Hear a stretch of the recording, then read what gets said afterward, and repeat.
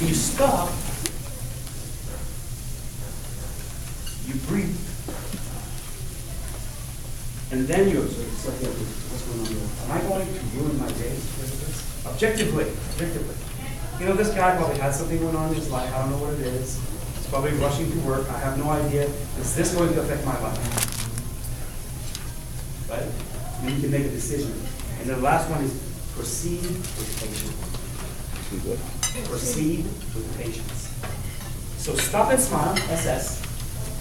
Think take 3 breaths, or take 2 breaths, TT. Observe objectively and proceed with patience. It's going to change your life. Do these things for 21 days. You're going to create a habit of happiness in your life, and it's going to change everything you want. The next one is, so I spent a lot of time on the first one because that's the most important one. Honestly, I could stop right now, guys. If you do this, your life is going to change. Okay. Number 2 is, I call it conceit. So the first one was about the mind, the mindset. The second one is about conceiting, about creating your desire. It's about defining your desire. See, we make resolutions and you say, this is what I want. But it's not really what you want. It's a weak desire. It's a want. It's a small want. If you really want to change, if you really want to get what you're trying to get, define it. Add emotions to it. Your brain will not react unless you actually create emotions. We're people of emotions. So add positive emotions, anticipation. Define it. Why? What is it you really want?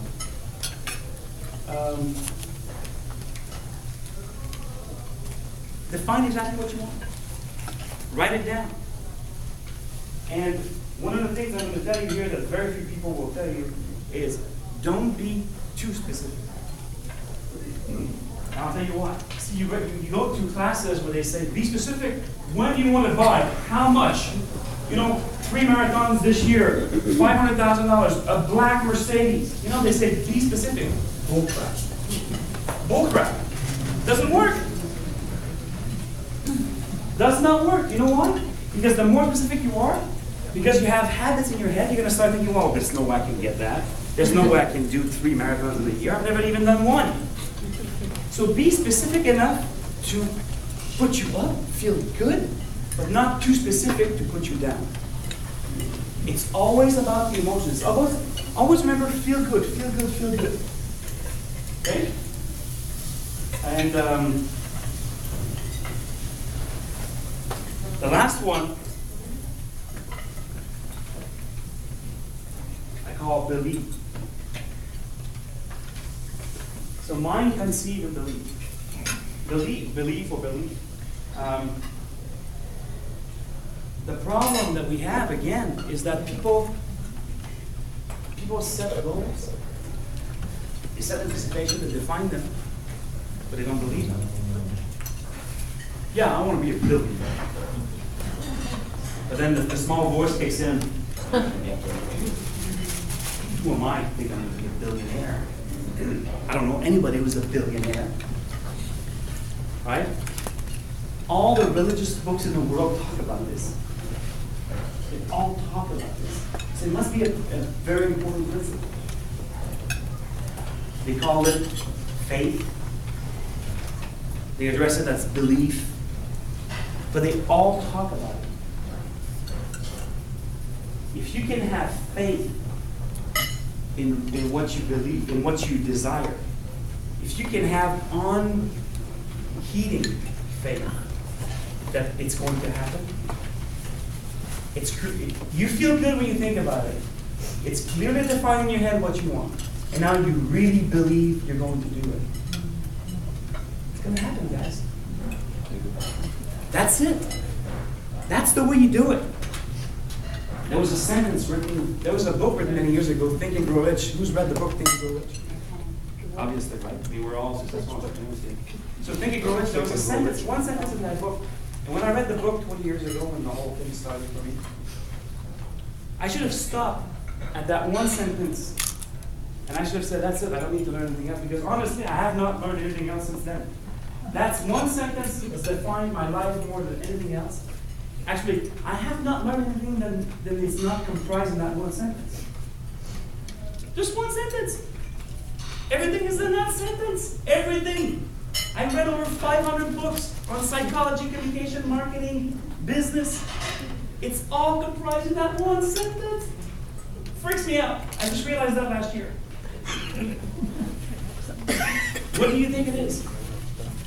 You? What the mind believes you can conceive. Ooh. What you can. Oh yes. What you conceive, you can and believe you can The achieve. mind conceives and believes you achieve, can achieve. Yes. Anybody can just polish it a little bit more? What the mind can conceive and believe it can achieve. Yay! Whatever the mind of man can conceive and believe, it can achieve. I showed you how to conceive, I showed you how to believe, and I showed you how to change your mindset.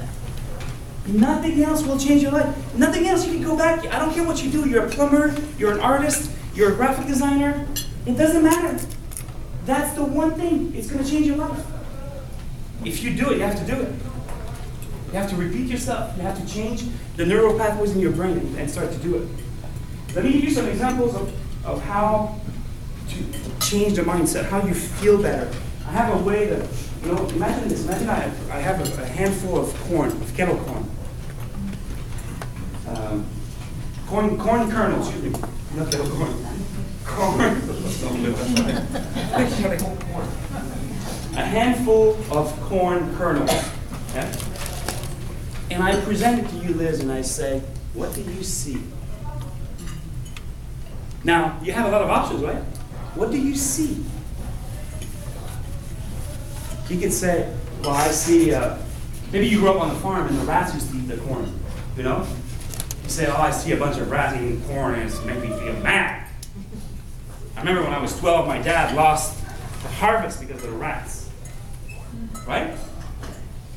And you can say, I see food for cows. I see well-fed cows. I see cows producing milk. I see beef. I see children eating around the world. I see a joyful mother feeding her child because of that corn that we just grew here. Now, how do you feel, Mark, if you think like that? You feel really good, right? And it's just corn. Does that change? No. You decide. I say, if you see things the way they could be, in a positive manner, it's going to change your life. The next thing I'm going to tell you is incredibly important as well. I just said, if you see things the way they could be, it's going to change your life. It's called depth of vision. It's a sense of being able to see deeper in the vision. It's not just corn. Corn is nothing. It's worth 3 cents. What can you do with that corn? What can you do with your work? How can your life affect the life of others? When you stop drinking coffee every morning, how is that going to make you feel better? How is that going to affect your relationships, your life, your relationship with your kids, your grandkids, your everything? Depth of vision. The next thing is even more important, is you have to create a sense of what life itself could be. Whoa, your life. And I'm going to give you a trick that has changed my life completely. See, if I tell you right now, well, just imagine your life more positive. Just imagine your life, well, you might be able to do it for a day, maybe 2 days, and then you're going to catch it. You're going to forget about it. I'm going to give you a way so you don't forget about it. You divide your life. Your life is already divided into segments. The segments of life. When you drive here in the morning, you're driving your car. That's a segment of your life. When you go to bed, that's a segment of your life. When you're with friends, that's a segment of your life. When you're showering, that's a segment of your life. When you're going to work, that's a segment of your life. When you're reading a book, that's a segment of your life. There's a lot of segments in your life. When you find yourself entering a new segment, and it happens 5, 6, 10, 15 times a day. No more. When you see yourself entering a new segment, I ask you to do this. Foresee a beautiful future in that segment. Just that one segment. Here's what's going to happen, okay? Is that you're going to start to do it. Now, tomorrow you're still going to get into your car. Maybe today you get in your car, you think, oh, you know, actually someone told me that a long time ago. He said, well, Marco, when I get in my car, I see that my car is only visible by the divine light or power or something like that. Well, it doesn't matter when you see it.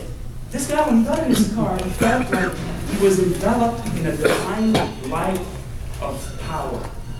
That meant everything to him. So when he was driving, instead of thinking, well, I hope there's no stupid driver who's going to cause an accident in front of me today. I hope I don't die driving my car today. I hope there's not going to be a storm when I drive my car today. I hope my brakes don't fall and I have to rear-end the guy in front of me. I hope I don't get a flat tire. Oh my God, I wish I didn't get that. And we all have these habits. We get into our car and we start thinking about crazy thoughts like that.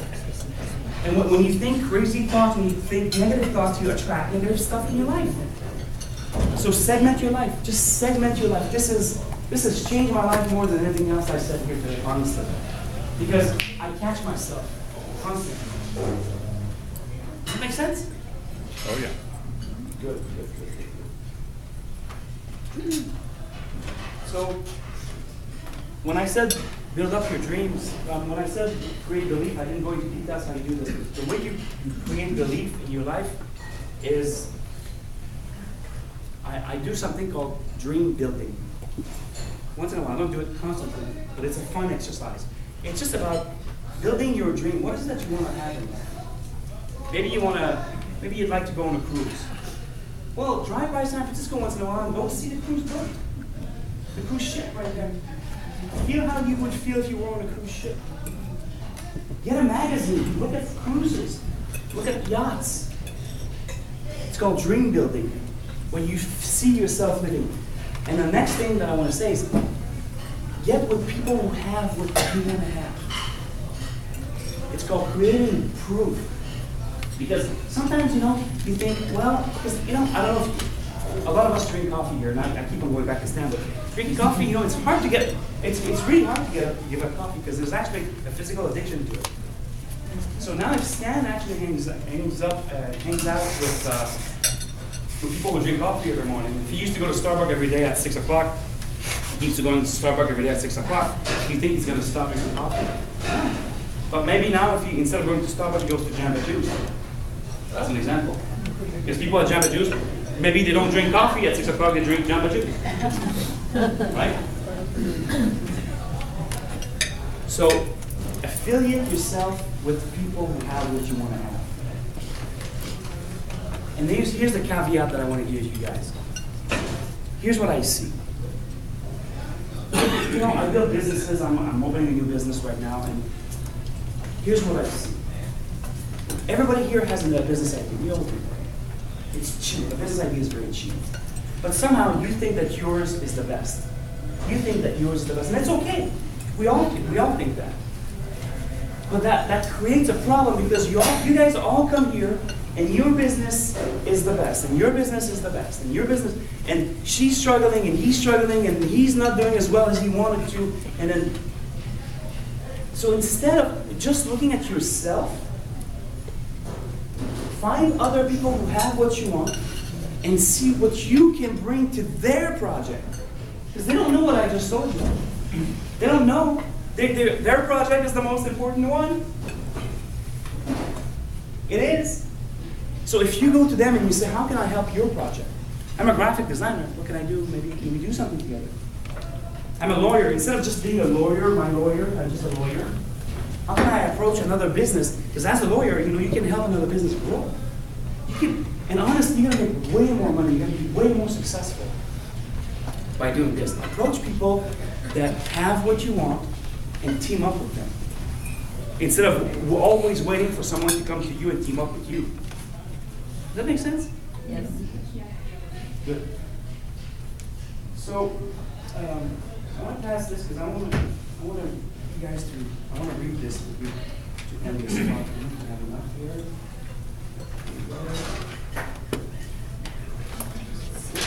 Here we go.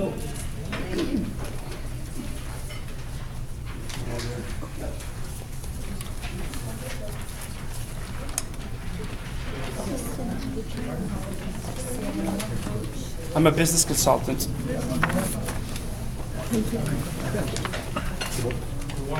One more? Anybody has leftovers? I may not have enough for everybody. I think it's 30. Oh, we have one left. Yep, that's it. I'm sorry. I printed 30. Oh, one more?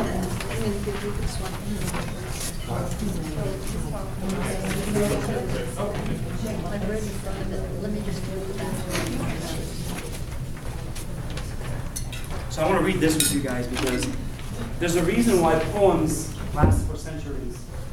My talk today is not going to last. You guys will wake up a month from now, you're not even going to remember my name.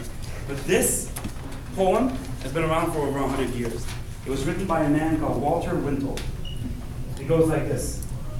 If you think you're beaten, you are. If you think you dare not, you don't.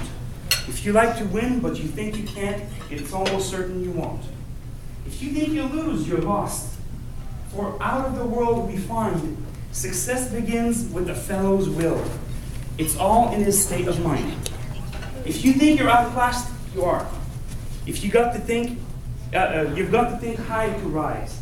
You've got to be sure of yourself before you can ever win a prize. Life's battle don't always go to the stronger or faster man, but soon or late, the person who wins is the one who thinks she or he can. That's my time, ladies and gentlemen. Thank you very much.